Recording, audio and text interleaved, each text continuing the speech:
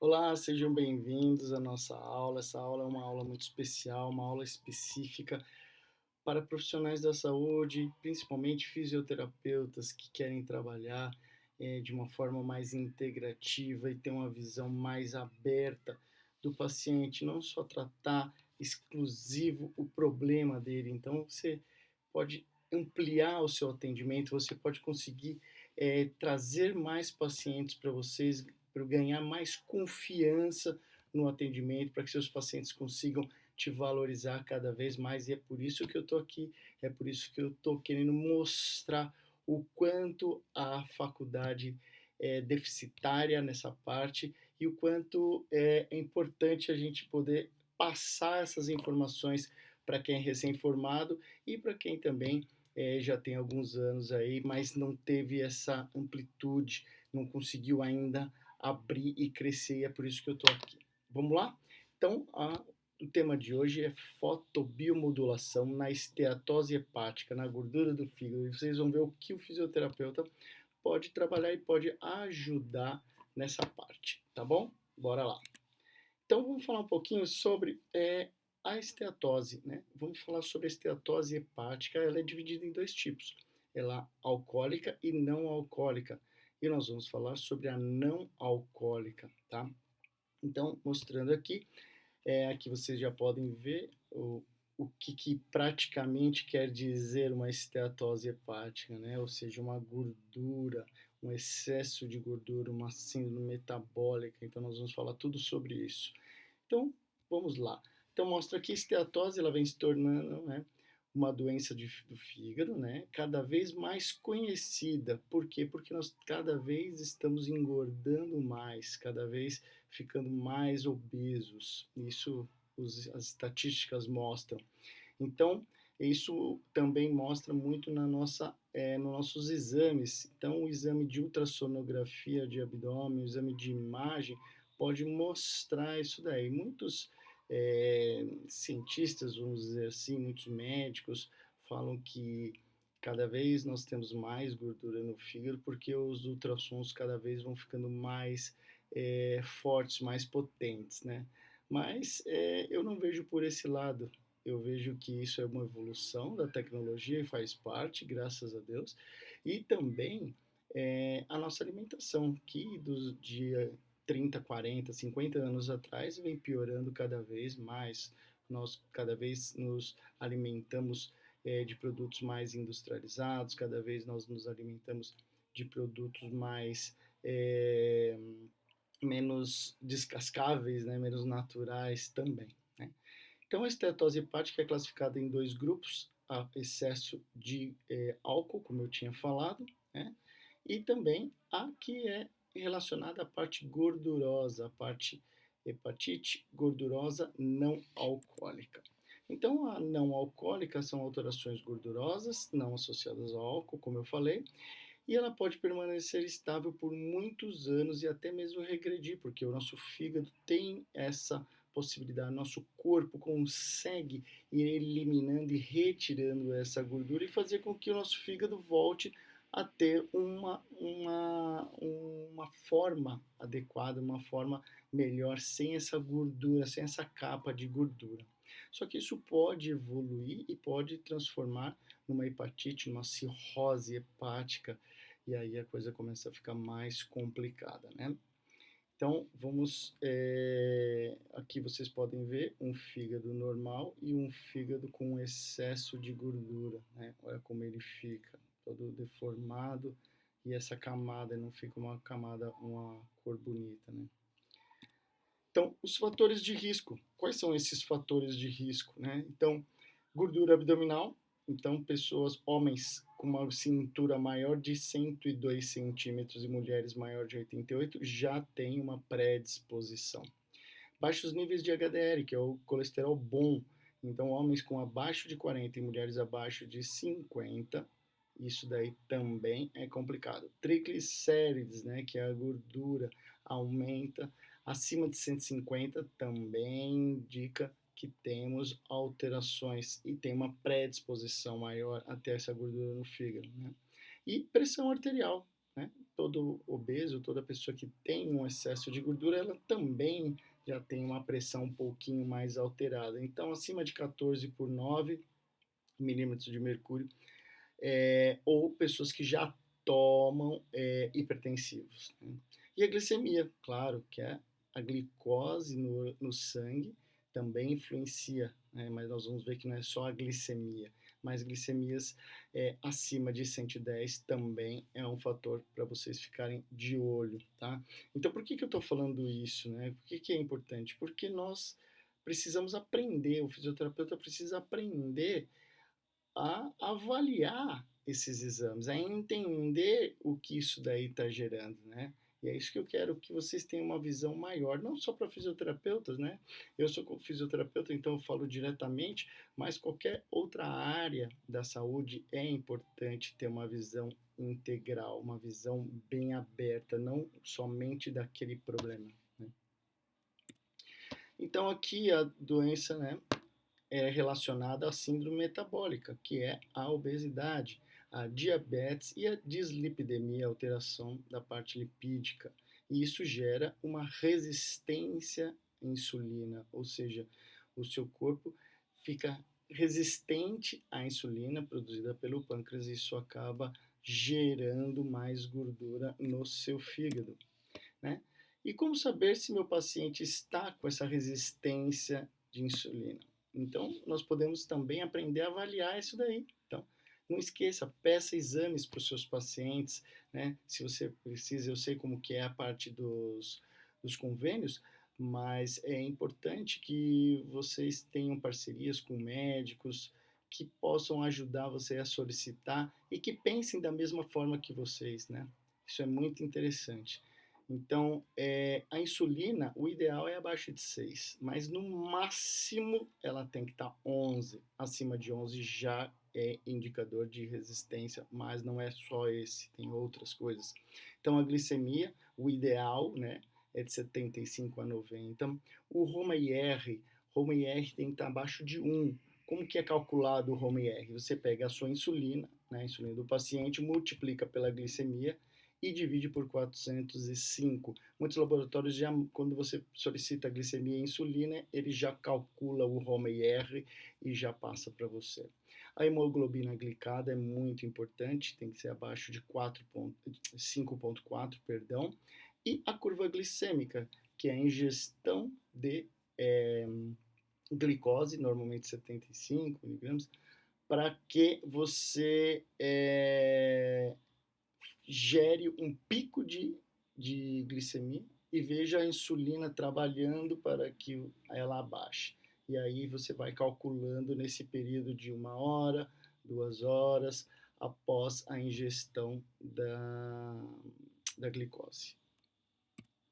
Então, a epidemia de obesidade, né? Nós vemos que o mundo inteiro está mais obeso. Então, mais de 1 bilhão de adultos no mundo tem sobrepeso, ou seja, um IMC maior de 25, né? Isso foi em 2002, e mais de 30 milhões de obesos com IMC acima de 30. Olha quantas pessoas, né? E aqui mostra um gráfico dos principais países. Então mostra que desde a década de 60 até 2020, mais ou menos, né? Mostra que os Estados Unidos, olha só como eles cresceram, a Austrália, Inglaterra, né? As Ilhas Maurício e o Brasil. O Brasil também veio devagar, mas a partir do ano 2000, onde aumentaram mais os industrializados, né? Se vocês forem perceber, já começou uma crise maior aqui e cada vez subindo mais. Então isso é muito importante. Aqui, nessa tabela, tem os fatores de risco cardiovascular, ou seja, também mostra a evolução da mudança do risco cardiovascular. Então, né, nas décadas de 50 e 60, quem tinha mais problema cardíaco era quem fumava, quem tinha alterações lipídicas, né, colesterol, triglicéridos e pressão alta. E dos anos 90, dos anos 2000, mudou, né? Claro que na síndrome metabólica também tem uma dislipidemia, né? Também é relacionado ao RAS, mas você pode ver que a obesidade aumentou, o diabetes tipo 2 e a síndrome metabólica, que é ligada também a uma dislipidemia, é ligada ao RAS, né? É tudo mais. Mas olha como que mudou, mostrando que a obesidade é um dos grandes fatores para a doença cardiovascular. Então, como saber se o seu paciente tem uma alteração no fígado? Como que você consegue saber, como você consegue avaliar, como, por exemplo, se o paciente chegar, você solicitar os exames recentes dele e você olhar o que você pode ajudar. Então vamos lá. Primeiro que o diagnóstico é médico, né? Então o médico tem que dar esse diagnóstico. Por mais que você veja os exames, um diagnóstico é sempre médico. 90% dos casos possuem alteração das enzimas hepáticas, né? Enzimas hepáticas, então, que é o TGO, o TGP e o γ-GT, que são as principais. Então, o TGP, ele mostra lesão no órgão, quer dizer que o fígado não está muito bem. Então, aqui mostra talvez uma maior probabilidade, né, segundo os trabalhos, que quanto maior o TGP, maior a lesão no órgão, maior a lesão no órgão, muito provavelmente a gordura no fígado está lá. E o γ-GT, que é ligado aos radicais livres, ao estresse oxidativo, né? Então toda a parte emocional também está ligada aqui e faz com que você tenha maior γ-GT e, consequentemente, uma probabilidade maior de ter gordura no fígado e metais tóxicos. Então, quem passa comigo ou quem me acompanha nas redes sociais sabe que eu falo muito sobre metais tóxicos, né? Então, os metais tóxicos é muito importante fazer uma avaliação para que a gente consiga ficar livre deles, né? O ultrassom de abdômen é muito importante e a tomografia de abdômen, mas o mais comum, mais fácil é um ultrassom de abdômen que a maioria pede dos médicos. Então, nas últimas décadas foram estudados muito a relação entre o TGO e o TGP. Vem crescendo muito. O que isso indica? Isso indica um dano mitocondrial, porque dentro do fígado tem muitas mitocôndrias também, e falta de vitamina B6, né? Aqui. Então, o que isso mostra? Então, uma deficiência de vitamina B6 e um dano mitocondrial também tem relação. Então, é muito importante você fazer o cálculo, você saber como calcula. Então, você vai dividir o TGO pelo TGP e ele tem que dar um valor abaixo de 1. Se der um valor acima de 1, isso quer dizer que você tem um dano mitocondrial. Então, tem que entrar com suplementação, trabalhar as mitocôndrias. Então, coenzima Q10 é muito interessante para ajudar e uma suplementação de B6 também é muito bom. Então, os valores ideais TGO, TGP, γ-GT é muito simples. Então, de 10 a 20. Ah, mas na referência tá de 25. Não importa. Essas referências nós não tomamos como base, nós tomamos base com os valores ideais, valores de padrão ouro, valores de saúde. Fora disso daqui já demonstra um início de uma alteração onde nós devemos ficar atentos, trabalhar isso daqui para conseguir reverter antes que adoeça, antes que gere alguma alteração, certo? E aqui a relação que eu tinha falado, TGO-TGP é menor do que 1. Então, diagnóstico concluído, o médico diagnosticou, tem as alterações, você já consegue saber se precisa de mitocôndria, se não precisa, se precisa de B6, né? Aqui é a evolução com álcool, né? Mas é importante só para vocês saberem. Então, fígado normal, a esteatose, começa a fibrosar e cirrose hepática. E o mais importante é como nós podemos ajudar. Então, no tratamento, a parte médica, né? Os médicos vão trabalhar a parte medicamentosa. Controle de calorias é muito importante, então quem trabalha isso é um nutricionista. Atividade física é muito importante, quem trabalha isso é o educador físico. Redução de álcool, né? Quem trabalha isso é a própria pessoa, então ela mesma se conscientizar, né? Se entender qual é o problema e aí eu seguir. E também nós, nós fisioterapeutas, podemos ajudar com a fotobiomodulação, que é com o LED sublingual e com a manta de LED em cima do próprio órgão. Eu tenho aqui, né? Então, uma manta, essa da Sport Lux, e aqui vocês podem ver, são essas daqui, a gente liga, ó, tá vendo?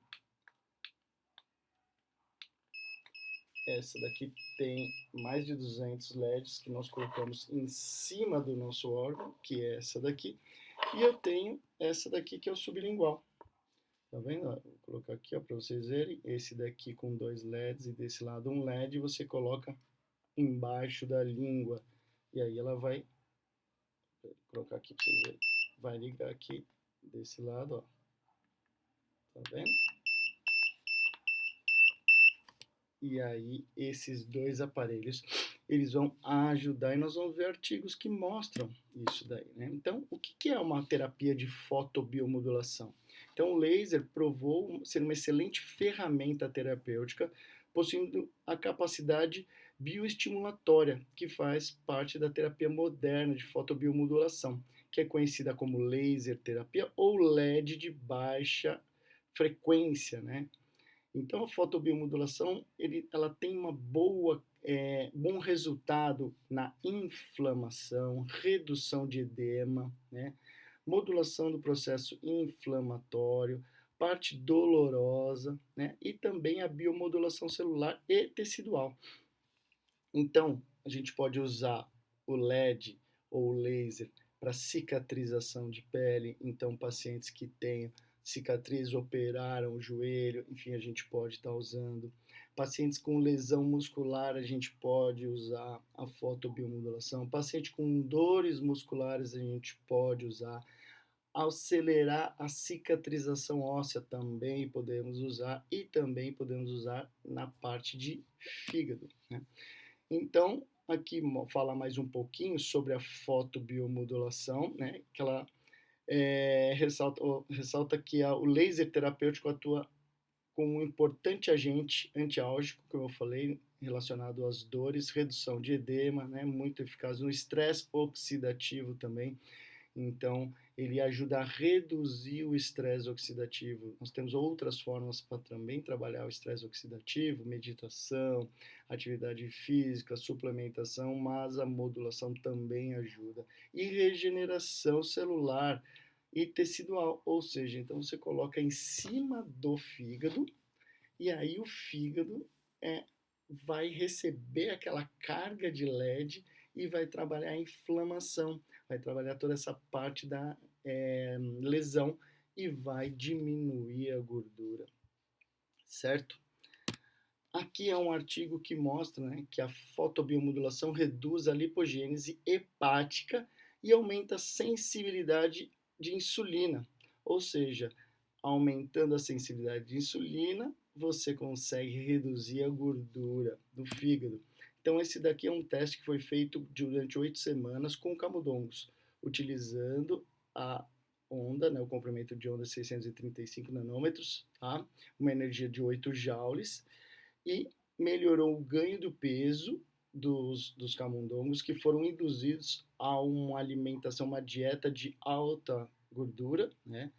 Hiperlipidemia, hiperglicemia e também protegeu na esteatose, né, que foi induzida pela dieta alta gordura e também a resistência à insulina. Então a foto ela aumentou a ativação das proteínas, né, AMP, reduziu a translocação nuclear das proteínas de ligamento do elemento regulador, que é o esterol, e diminuiu a lipogênese, que era aberrante, né, muito alta por causa da alimentação também, e aumentou a sensibilidade à insulina em fígados dos camundongos, melhorando essa gordura no fígado,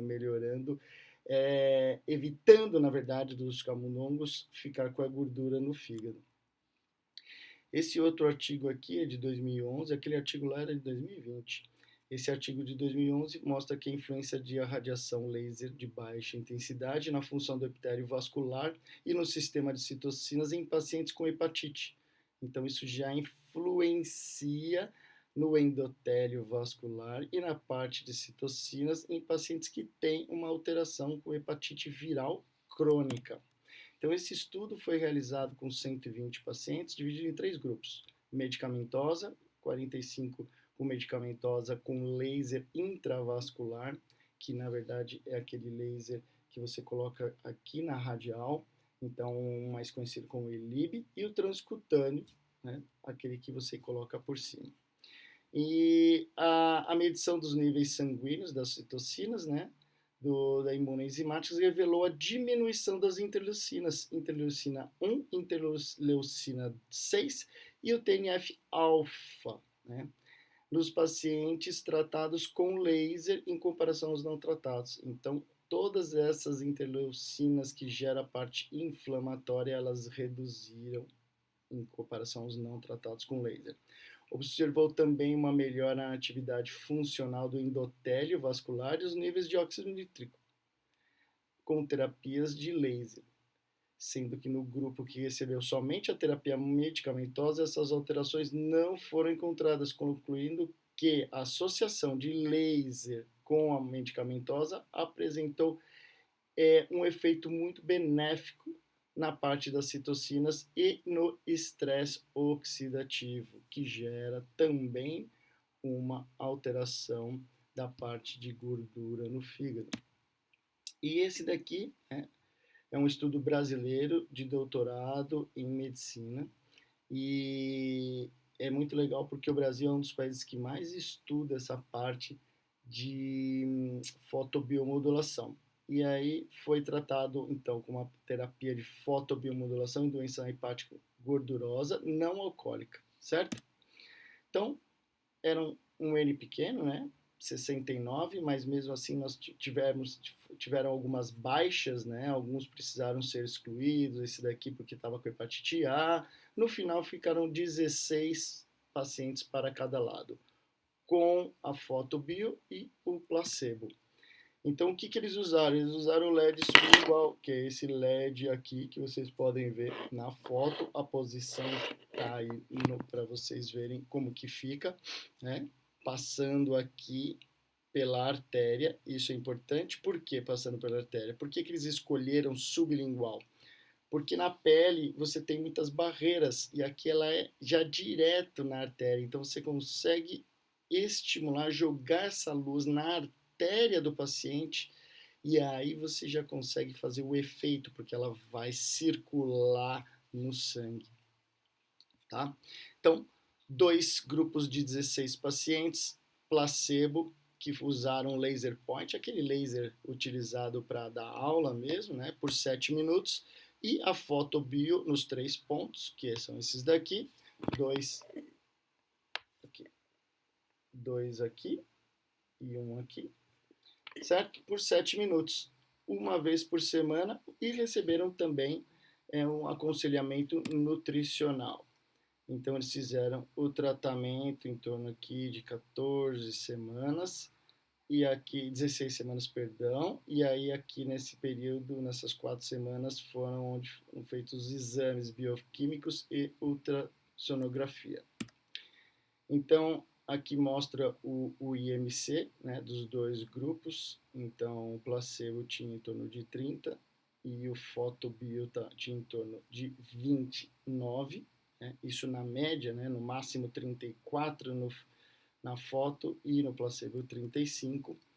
Esse daqui foram os exames laboratoriais escolhidos, então triglicéridos, colesterol, HDL, LDL, fosfatase, gama-GT, as bilirrubinas e também o tempo de protrombina. E aqui mostrou, né, nessa tabela, a distribuição do grau de esteatose inicial e final e evolução dos 2 grupos. Então, aqui está o grupo de fotobio e aqui o grupo placebo.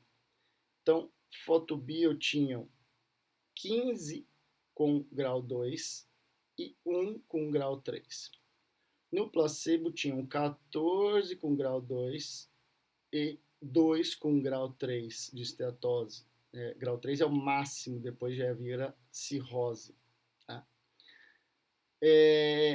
Pós tratamento, 4 ficaram no grupo de foto, 4 tiveram sem nada, não tinham mais gordura no fígado. 11 tinham 1 e apenas 1 teve 2. Olha só, ninguém mais com 3. Né? De 15, só 1 ficou com 2. E no placebo, nenhum ficou com 0, 4 ficou com 1 e 12 mantiveram 12%. Ou seja, tinha 14, acabaram ficando só 12.